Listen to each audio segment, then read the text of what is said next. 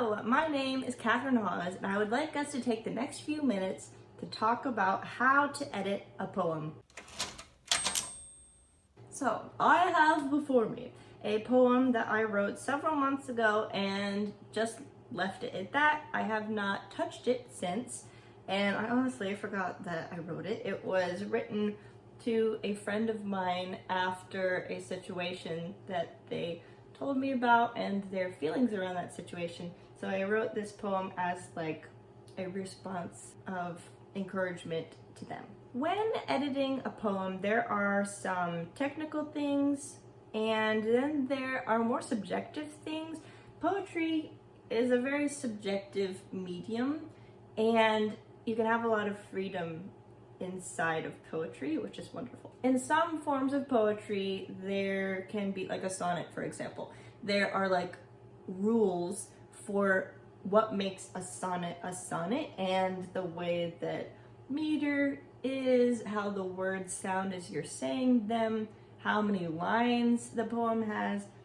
This poem that I am working on is a free verse poem. So that means it does not need to have a certain number of lines, and it does not need to rhyme or have a certain meter to it. My personal favorite kind of poetry.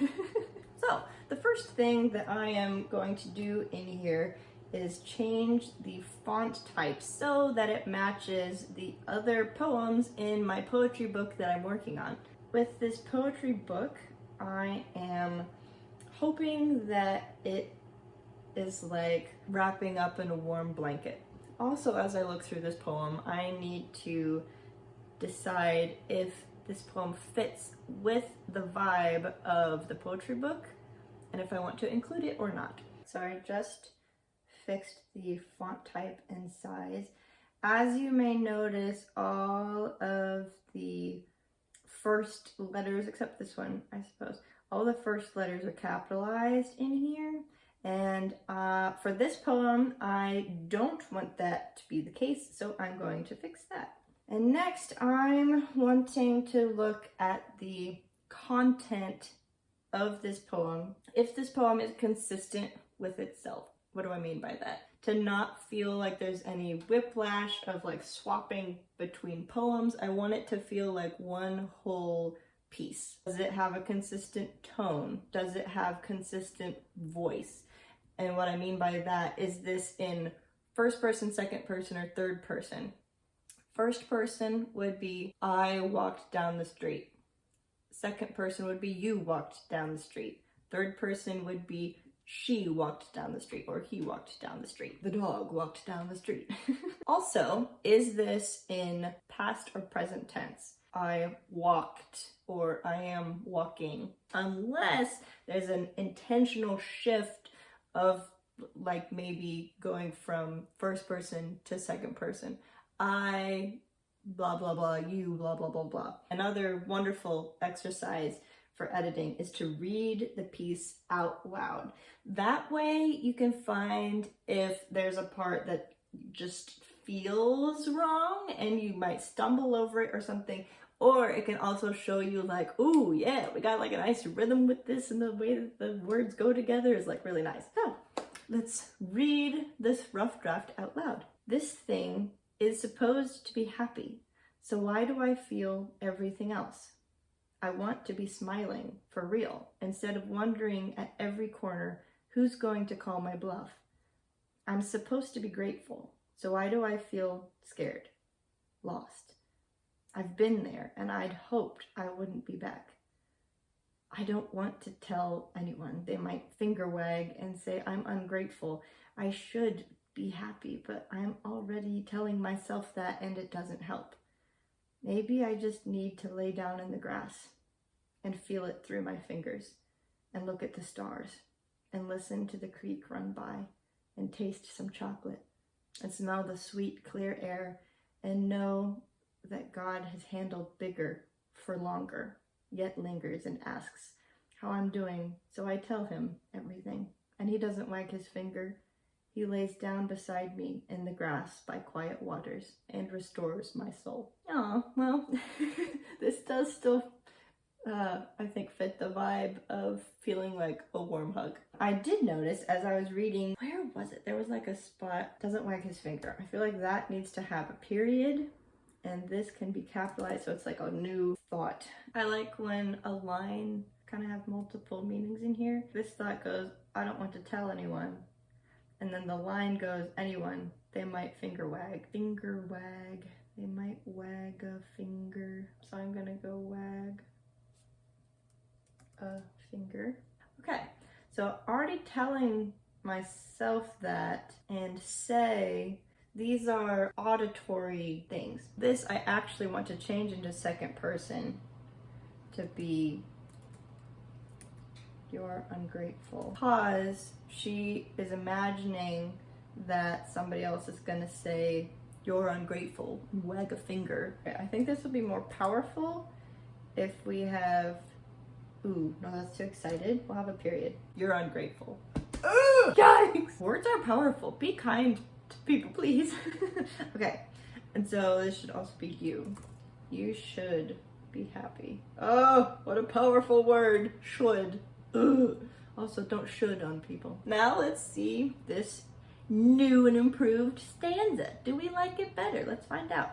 I don't want to tell anyone. They might wag a finger and say, you're ungrateful. You should be happy. But I'm already telling myself that, and it doesn't help. So this is like the shift in this poem. In the first part, we have the expression of emotions. Then last stanza, which is more like the calm and the warm hug. And I actually want to dive in here and see what emotions are being expressed, because in the first stanza it says like supposed to be happy. What is the poem narrator feeling instead of happiness? Why do I feel everything else? So that's anxious, a fraud, smiling for fake instead of for real, putting on a fake smile, I suppose is how we say that. And she has felt scared and lost before and had hoped that she wouldn't be back. So disappointment. And then like I'm already telling myself that and it doesn't help. So beating herself up with her words of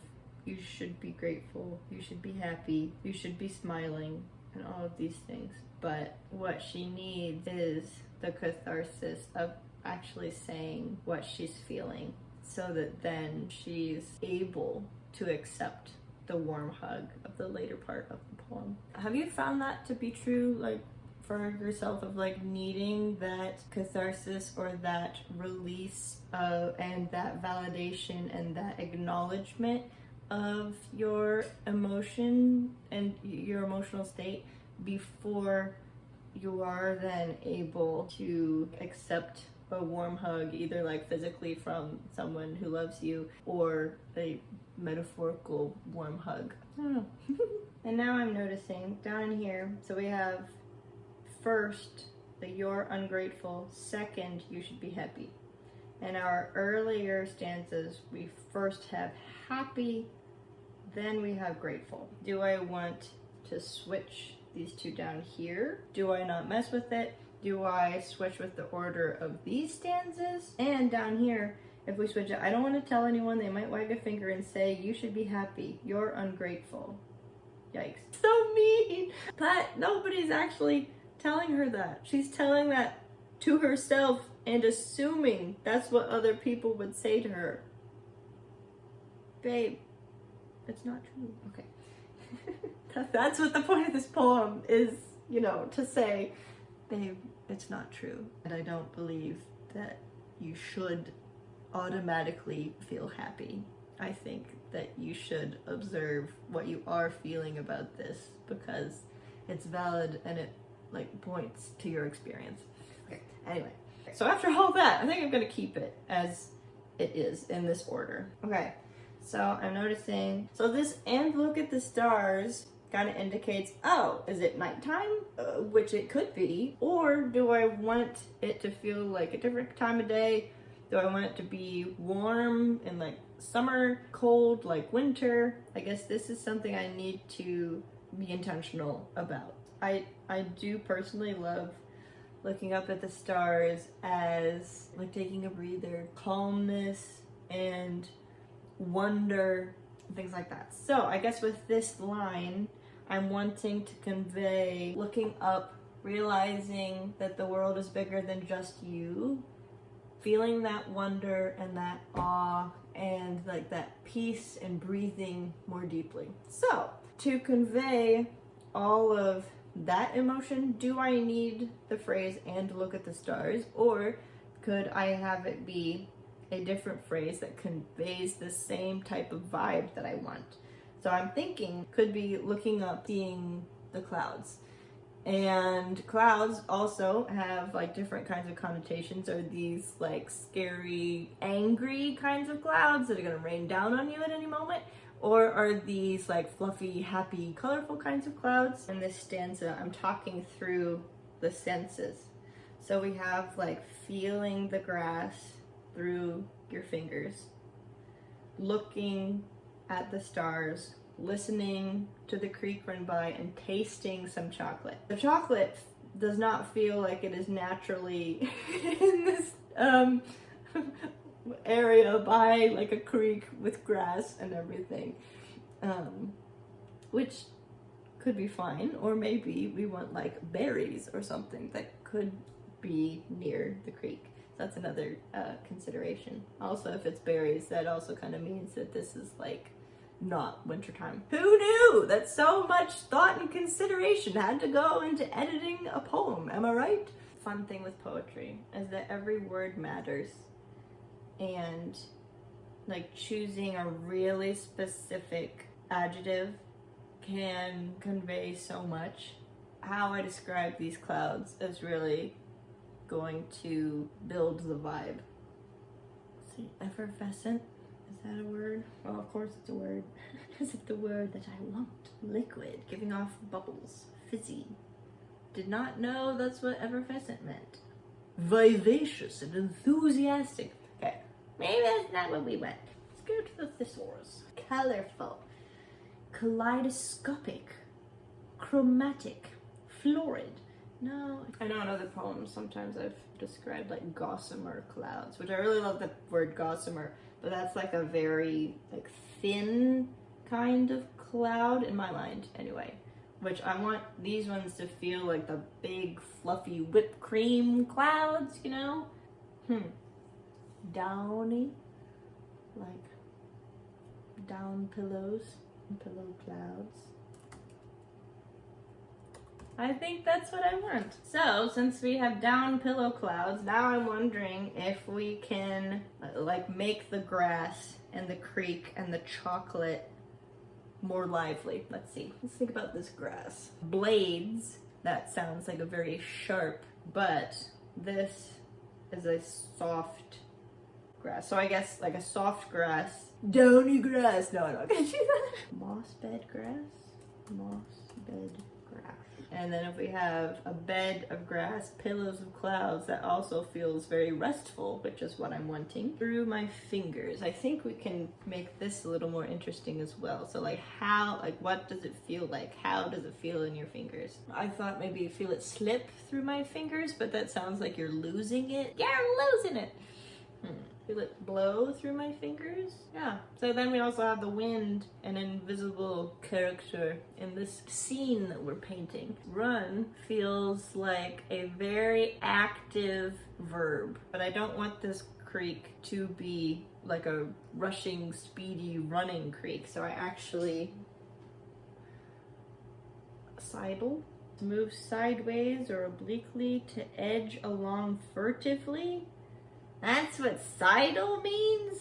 No, that's not what I want. Amble, to go at a slow, easy pace, to stroll, to saunter, and listen to the creek amble by. Oh, that's fun. Ooh, I like that. Yes. Instead of run, we have the creek ambling by.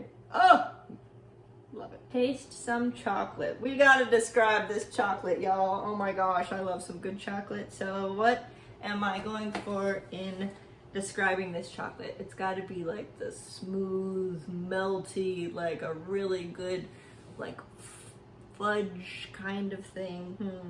Right now, some chocolate. What the heck is some chocolate? That is some chocolate. No. Down here we have smell the sweet, clear air. Actually, I want to move this line up higher. I think after the clouds, I want to smell the sweet, clear air. Gosh, after all that, this line and taste some chocolate. Boy, does it feel bland, which we don't want chocolate to be bland. Oh, gosh. Best chocolate ever. Glorious, but like, why does it taste glorious? That fudgy nougat kind of truffle. Go to thesaurus. Tasty, delectable, appetizing, divine, delish, scrumptious. Scrumptious is such a good word. Oh my. The word scrumptious always makes me think of Chitty Chitty Bang Bang. Okay, let's see what others kind of around scrumptious. Ambrosial, delectable, delightful, truly scrumptious. Taste some scrumptious chocolate and taste scrumptious chocolate. Now I kind of want to go with the taste part of it. Creamy, fluffy, milky, velvety. That might be it. Ooh, that might also have that softness we're going for. Okay, let's back up and read this out loud. Maybe I just need to lay down in the moss-bed grass and feel it blow through my fingers and look at the down pillow clouds and smell the sweet clear air and listen to the creek amble by and taste velvety chocolate. So this next part has lots of references. Psalm 23.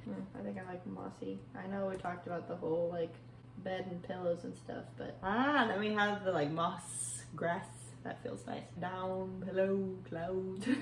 That's fun. Creek. Do I want to use the word creek? Or do I want to say stream amble by? Stream. Yes, listen to the stream amble by. Oh, I like that better. Ooh, okay. So, in the previous stanza, we had like the quotes of the like imaginary finger wagging people. We could have some quotes because he's not wagging his finger and he asks, how are you doing? Ooh, okay. How are you doing? Really? Look at that.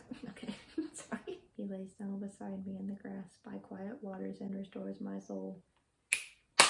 Yes! Okay, now let's read this from the top. I still don't have a title. This poem doesn't have a title yet.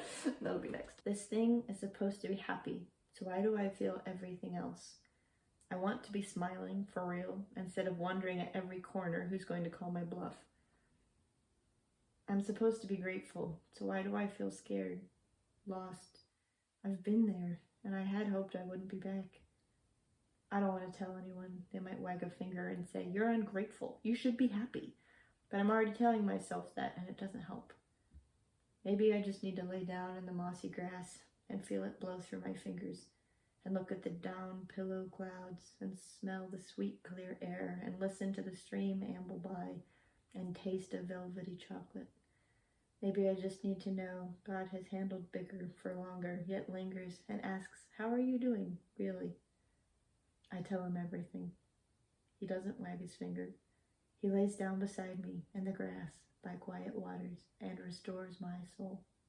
Wow, I like it so much better, and I already like this poem from the start. So, for the title, maybe we could have... Oh, now I'm wondering, is that how you spell like a down pillow? I gotta look this up. Come on, dictionary.com, you don't know what a down pillow is? Do you mean cow pillow? No, but now I'm curious what a cow pillow is. A large cylindrical pillow stuffed with cotton and used for reclining rather than sleeping. There is no hyphen in down pillow. Considering a title, I would like it to, like, when I hear the title, remember which poem I'm talking about. Maybe something about like the wagging finger. And you call it amble stream. It could be by the ambling stream. All right, let's give it a whirl. By the ambling stream. Wow, okay. So, in the entirety of all of this recording, it'll be much shorter for you after editing this all down video-wise, but editing this poem just now took 50 minutes.